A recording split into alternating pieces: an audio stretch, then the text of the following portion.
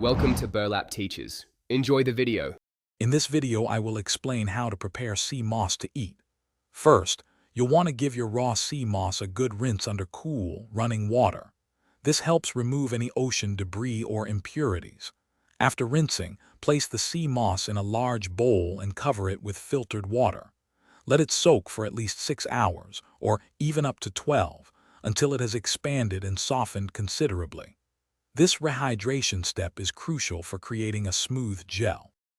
Once your sea moss is fully rehydrated, drain it using a colander.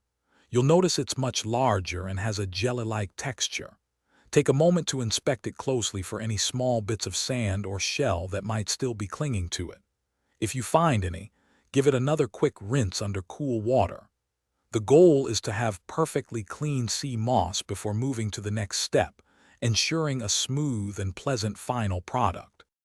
Now it's time to transform your rehydrated sea moss into a versatile gel. Transfer the clean sea moss to a high-speed blender. Add 1 to 2 cups of fresh filtered water. Start with less and add more if needed to achieve your desired consistency. Blend on high for about 60 seconds or until it's completely smooth and creamy. Once blended, pour the gel into an airtight glass jar or container and store it in the refrigerator. It will thicken further as it chills. Your homemade sea moss gel is now ready to use. Stored in the refrigerator, it will stay fresh for about 2 to 3 weeks. You can easily incorporate 1 to 2 tablespoons into your daily routine. Try adding it to your morning smoothie, stirring it into hot tea, or even mixing it into soups and sauces for an extra nutritional boost.